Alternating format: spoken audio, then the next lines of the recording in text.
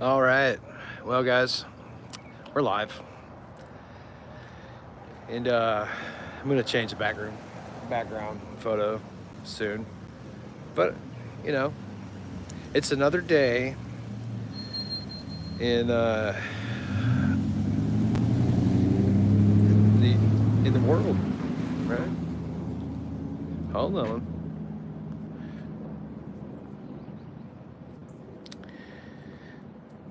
Uh,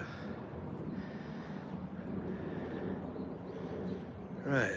I got this giraffe with a cool haircut. I'm gonna hang out with him for a second while we find another picture. Blah blah blah blah. Um.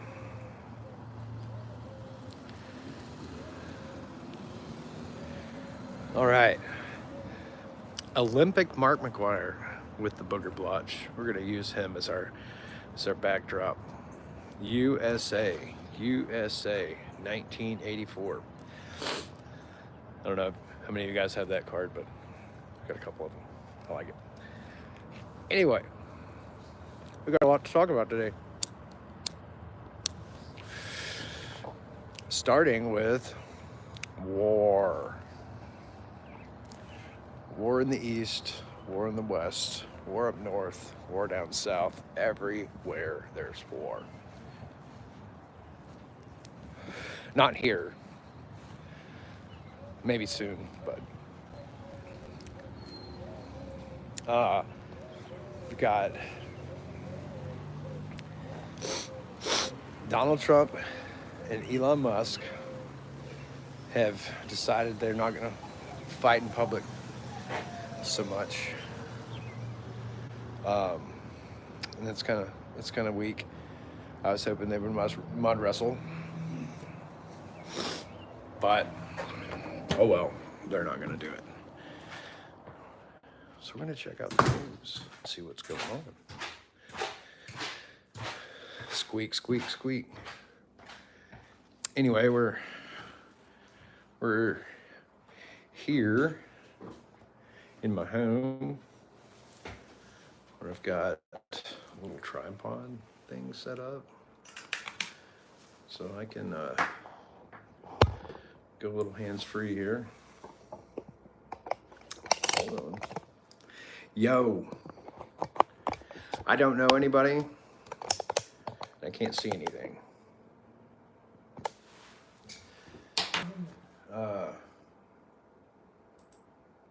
But I'm here. Let's see. Just messing with this chord progression for a tune I'm working on called "Fly Me Directly into the Sun," and it's blatantly based off the theme of "Fly Me to the Moon," of course, but it's kind of more off the turnaround of that, rooting off the turnaround, and it's kind of fun. I've been working on that. About to open up some news here. Let's see.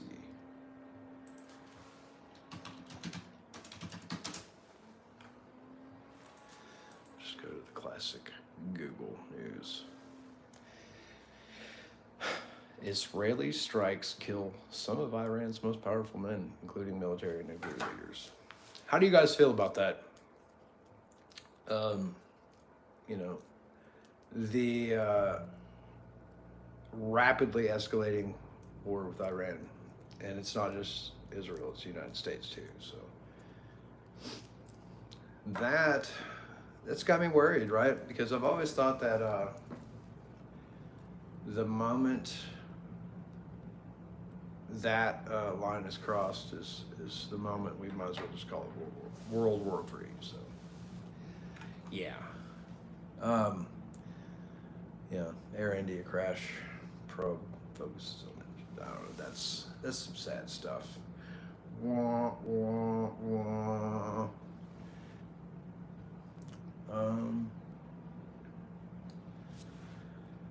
Ethereum news. There's not a whole lot going on out there that's not the same as it was yesterday. How are y'all doing? I think I'm gonna play guitar.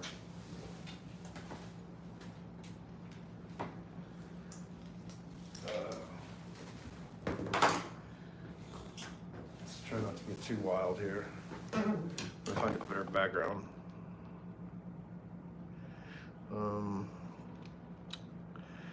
Let's see.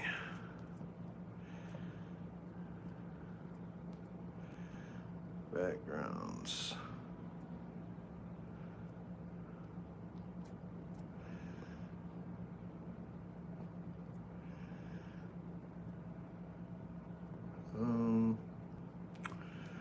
This is funny.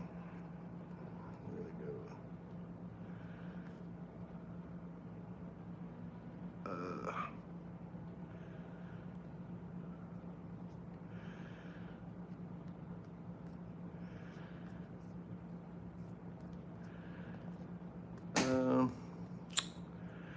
Let's see. Backgrounds.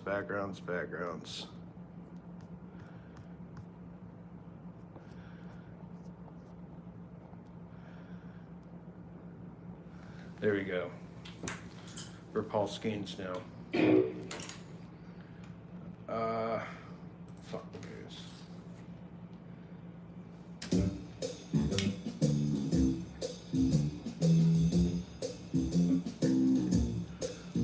Let's just take it easy.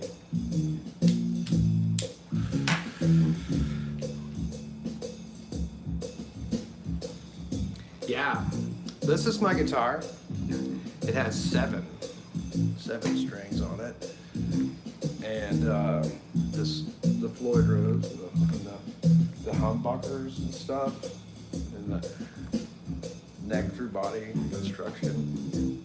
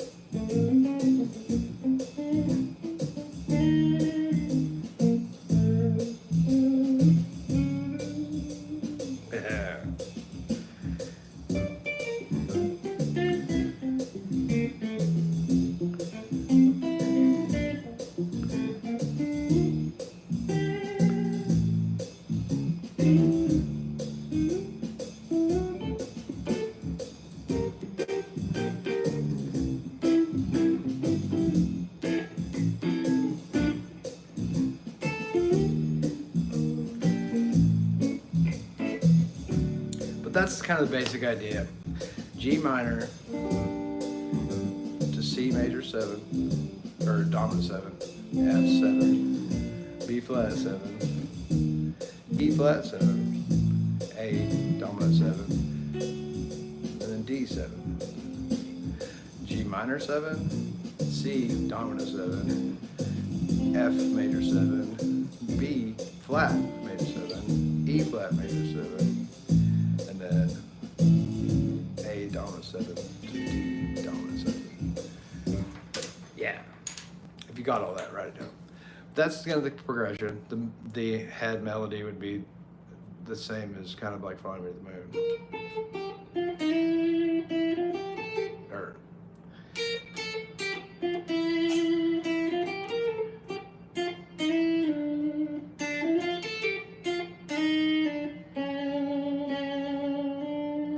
but yeah, that's the change. That note that is that would be in the E flat. Yeah. When you bring that E flat in there, that C major, the E note, the C major comes ew for a minute, right? Let's see. We're closing out. We're gonna go to something different. Let me read some. Am I related to Steve Farr? No, I don't think I am. Yeah, could be, but I don't think so. And I'm not related to Jamie Farr either. But I have been called Corporal Klinger a couple times. Let's see. T.G. Blues. Funky. We'll see what it is. Maybe it's funky, maybe it's not, maybe it's bluesy, maybe it's not. We don't know yet.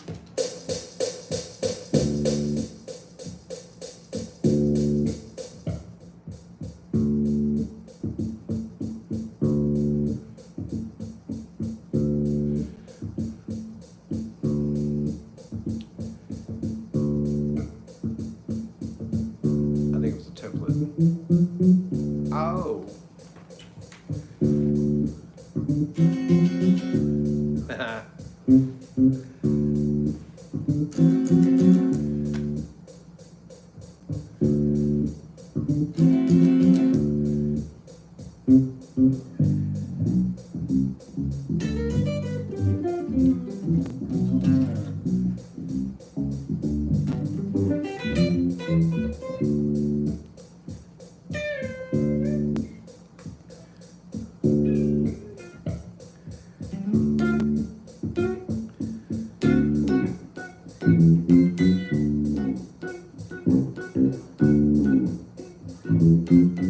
I think that's why I laid it down, because I like that little. I was trying to go somewhere for that.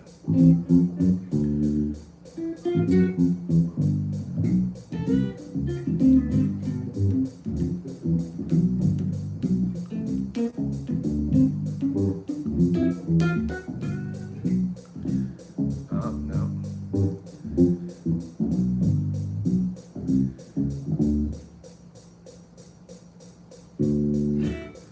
Yeah.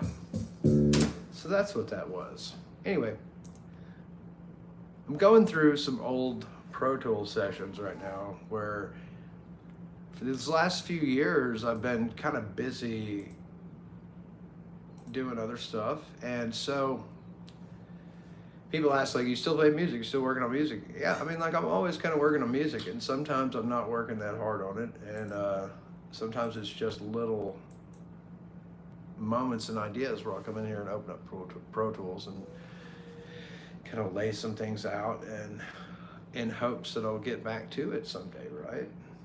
And I'm glad I do that, because if I didn't, I would I'd probably forget about it. This was funny. Let's see. One day I got really obsessed with this. Hold on.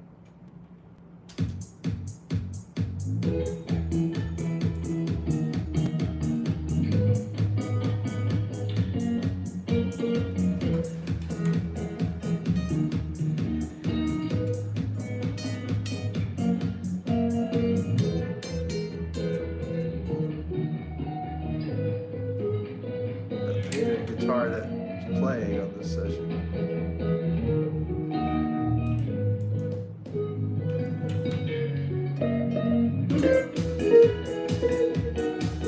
Let's see. A lot of delay on that.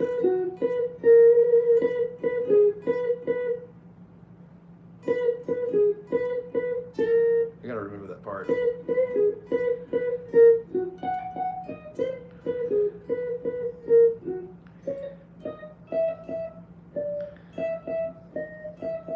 Okay, now I remember. Why is there so much delay on this playback engine? Okay, there's something funky going on. Maybe I got a clunky reverb going. No. Oh. Because I've got something weird going on with the synths. Okay, let me fix that. That's better. Got a compressor and a bass rig. I'm playing a guitar through a bass rig. Yeah, that's what I was doing. I was tracking bass. Let's. No. Whatever. It's not too.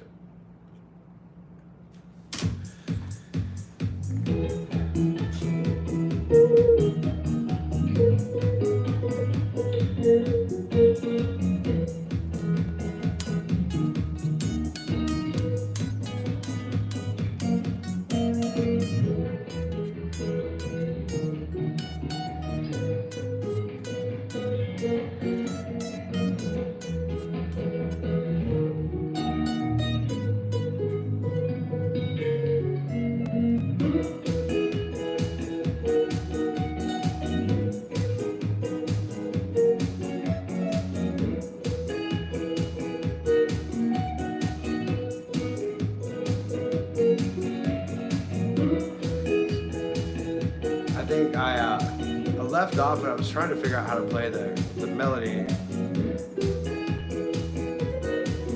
Let's see, the vocal melody.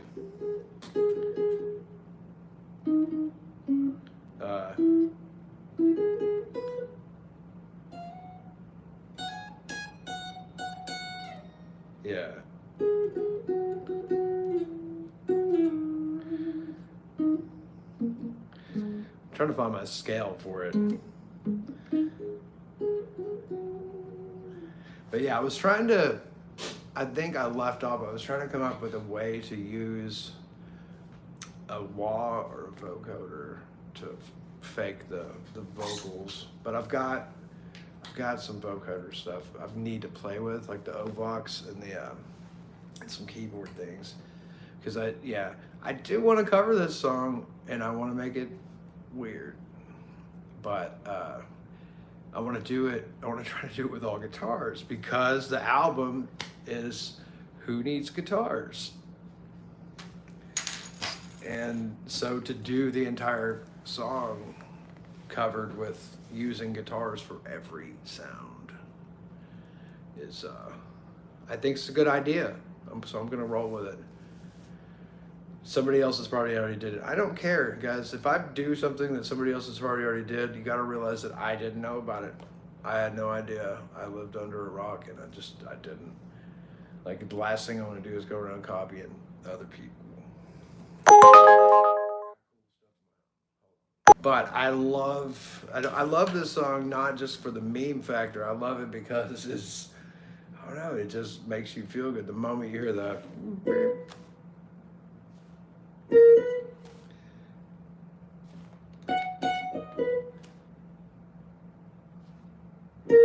like the moment that part comes in and you know it's gonna, that whole, yeah, I think I copied that. I had a synth somewhere where it was doing the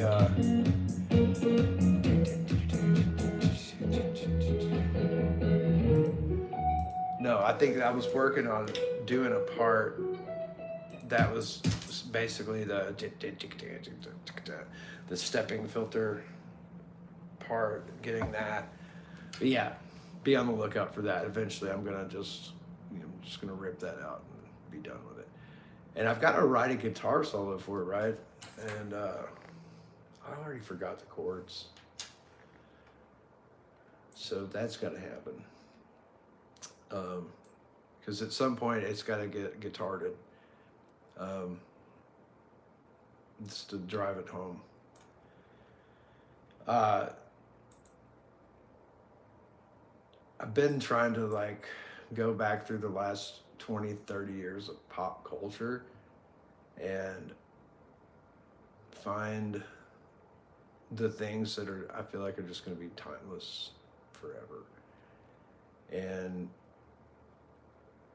regardless of how we felt about them when they came out or later on, if we were ashamed of it, D125 codex. That's what it's called. D major 125 codex. What could it possibly be? I think it's samples from a synthesizer. This is going to be weird. Here we go. And so if you guys are looking through my YouTube channel and you're finding a bunch of music, a lot of this stuff, like I had several records I put out with different bands, but I've also got like these back catalogs of demos and stuff that's not finished that I was like, fuck it, I'm gonna put it out there anyway. And it's, you know, I'm not saying it's the greatest shit ever. I'm just saying it is something. Let me kill that beat. This was weird. This was some fun day I had triggering samples and making keyboards do weird things. Sequencers, yeah. My name is Joseph, and I'm from Arkansas.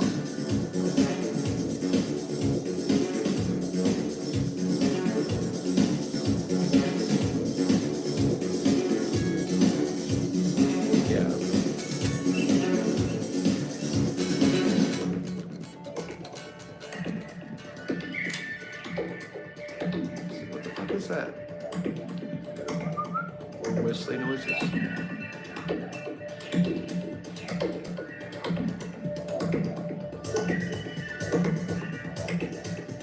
Yeah, I think I was chopping up drums for this, and I had like sort of an arrangement of an idea where I wanted to go, and I needed some driving beats.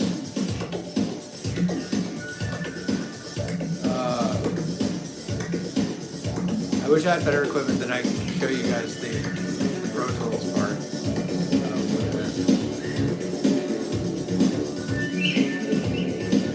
Kill it with that weird little whistle noise.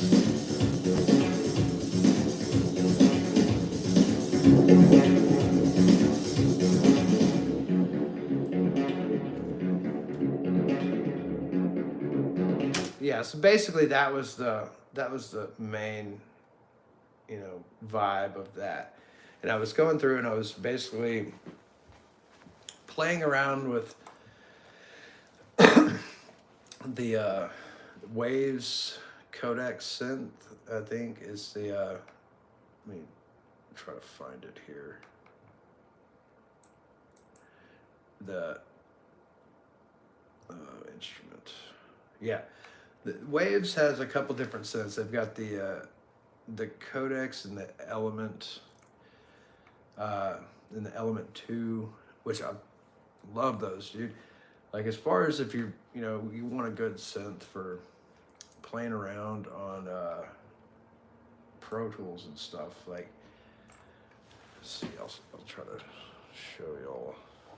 I don't know, well, I've got the green screen, I don't know if we'll do it. Yeah, I don't know if Waves has came out with any more synths, but I definitely bought the Element and the Codex one, and I've had a lot of fun with them. I like how the Codex can do wave mapping. Like you can import waves from other things. Sorry about that. I'm also out here gig working too, waiting for some decent lunch orders. I want to go back and listen to that.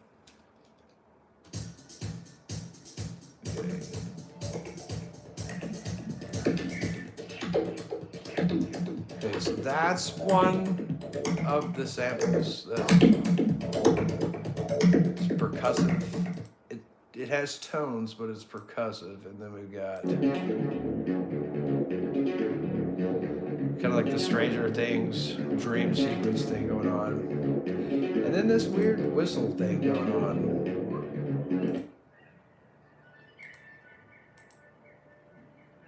You know, what is that?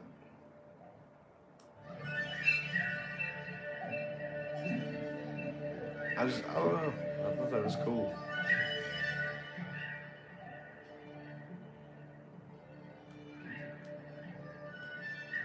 Because the actual whistle tone is coming from like a feedback loop on a LFO, I think. So that's that made made for interesting. And then I've been trying to find like MIDI drum loops to import to to round off the vibes better. And so that's been going okay. I need to find a better bank for them though.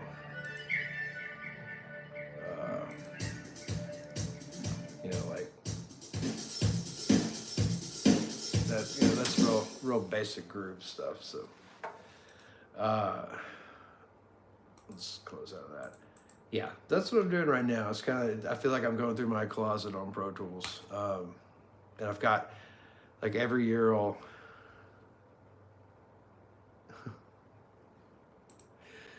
go, I'll back everything up and then try to start a new folder. And I forget about what's going on. Bass beats. Okay. We've got a session called Bass Beats, Bass Ideas. Could be a banger, could be awful. No, we already did this. Yeah, that session got renamed. Okay, close. Open. Bass Beats. Another one? Let's see. This is a different one in the Bass Beats folder. I hope it's not the same thing. No, this is what we were just, yeah. God dang it. That was the other thing we just listened to, but with a different name. Okay. Idea sessions. Amps. No. Yeah. Boring. Media. The Cringey Climb. What could this be? I know what this is. And it's cringy.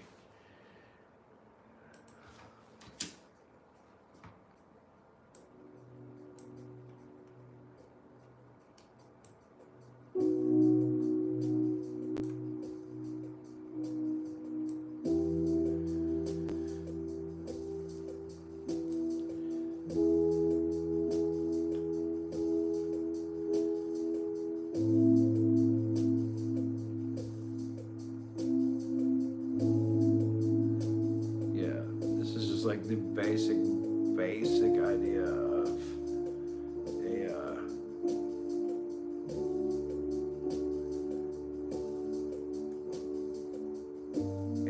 infinite looping chord progression. That where are we on now? See, A C minor, C major, then F minor.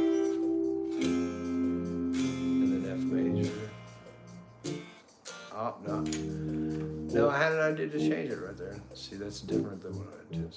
Okay, I had a part.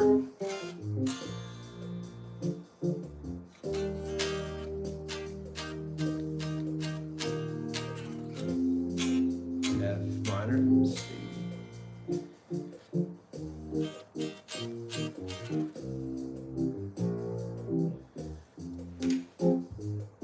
Do I ever go back home, though?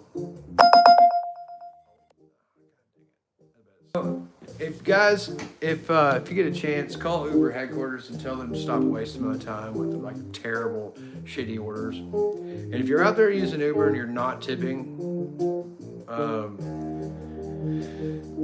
harsh words, lots of harsh words and opinions being thrown at you.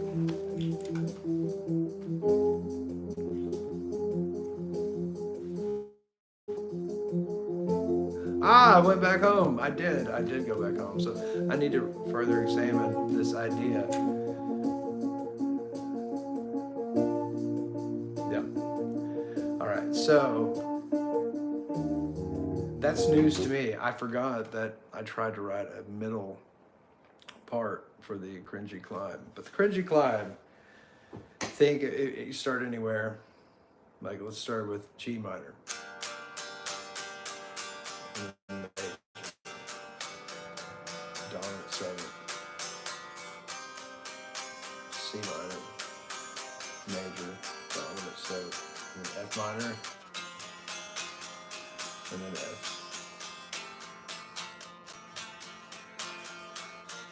B flat minor, B flat 7, and then E flat minor. So it's kind of circle of fifths.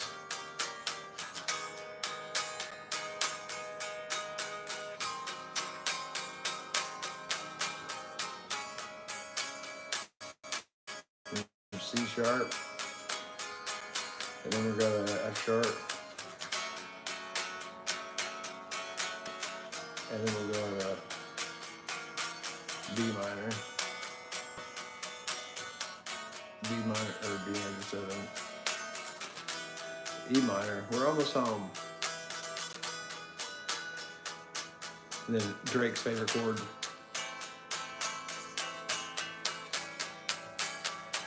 And then D minor. Back to home, where we started. So yeah, that was just something I was feeling one day, and there's a lot of fun melodic interplay that can happen, but also if you're doing leads on that, you can either make it really, really cool, or you can keep repeating yourself in different key boxes.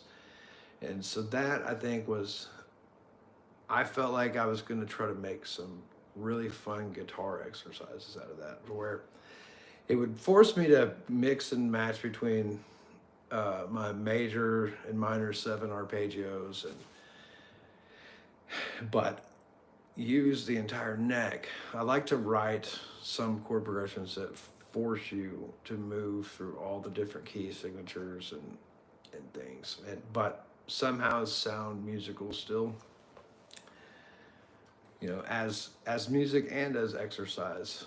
I really liked, you know, like Paganini's 24 Caprices are arguably mostly just little exercises that he came up with to practice.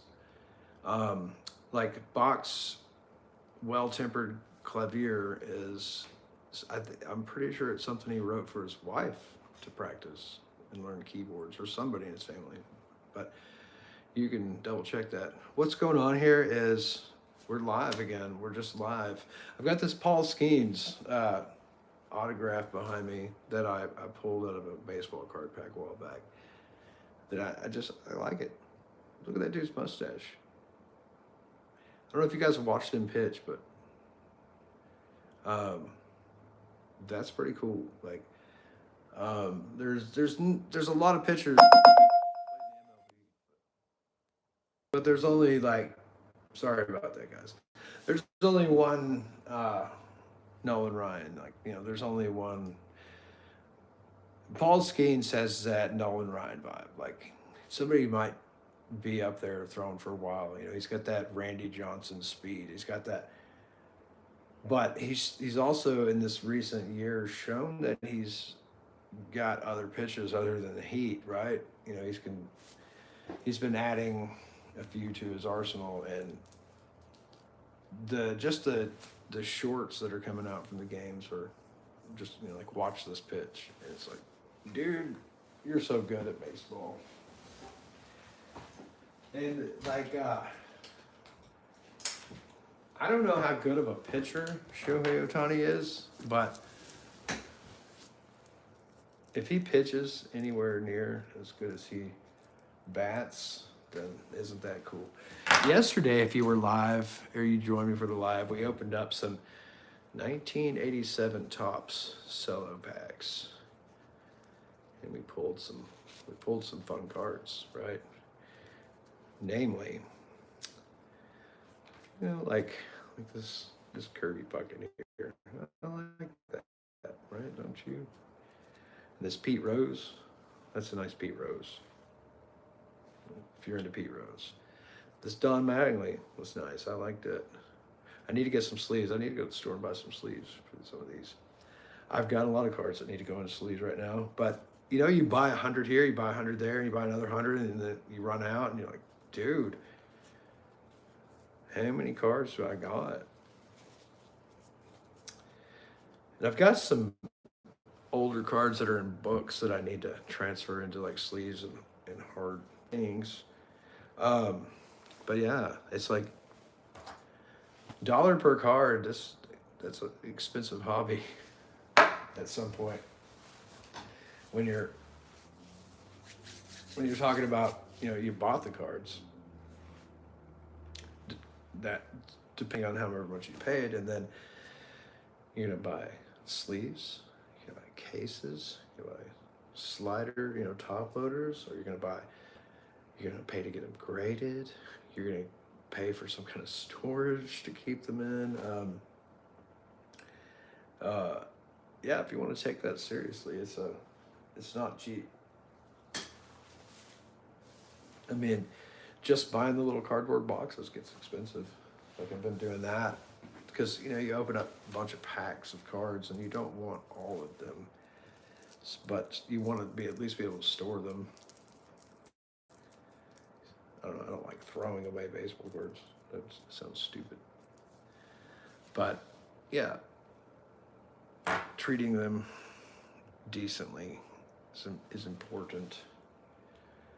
I need some help on knowing what is what with some of the more modern cards. Like, say, if I'm buying Topps Heritage, Topps Archive, there are so many freaking parallels out there that I'm kind of, just to be honest, I'm kind of lost on the parallels. Sorry, I keep having to check this other app.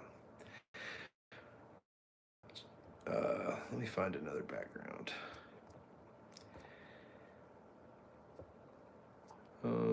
We're coming up on the, let's see, not quite 10th anniversary of the release of the Looking Out for Dryland album. That I think 10th anniversary will be in 2 years, but so that was 2017. But this is just some silly magazine cover that I had on there. If you're tuning into this YouTube channel, it's gonna be a variety show, right? While I do play music and do that kind of stuff, I'm kind of venturing off into doing some other things, considering comedy, and stuff that goes along with that, and just internet content creation. Be the reels and shorts you want to see out in the world, right? Be the live streaming that you want to see in the world. Try to meet other people, engage in conversations, find people to collaborate with. But yeah, it's I also do a lot of gig work, right? So sometimes I'm real busy.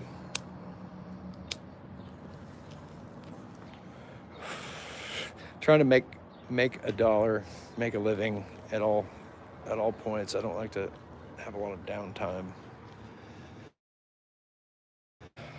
I don't know if you guys ever feel that way, where you feel like you've got to be doing something productive, or you're wasting your time and everyone else's time here on Earth. Anyway, the weather here is rainy for the next week.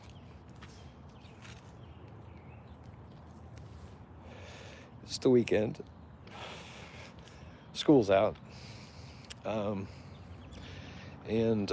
So that means my schedule has shifted a little bit.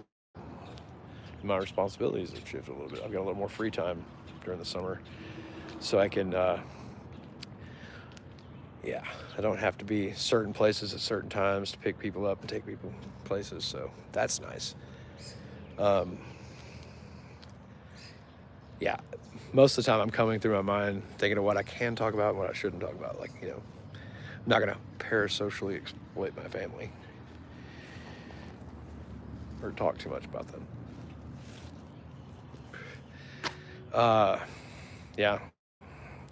Viewers dropping off. I think I'm going to get off here and go find some lunch and close out my Pro Tools sessions and stuff, and probably go get some weed. I hope you guys are doing well. Be sure to like keep in touch, like and subscribe. I don't. YouTube really doesn't allow messaging, I don't think, but you can find me on Facebook. Send me a message there, or Instagram. If you just type in my name, I was able to secure my name on most of social media as far as like the Joey Farr part. So if you look facebook.com/Joey Farr or Joey Farr at Bandcamp or Joey Farr on Reverb Nation or Joey Farr on Twitter, or you know what I'm saying. Like I was able to secure that for the most part. I'm fucking sweet on Instagram though. FUGGINSWHEAT. You can't spell fucking sweet without the heat. Anyway, yeah, 41 minutes in. Y'all have a good one.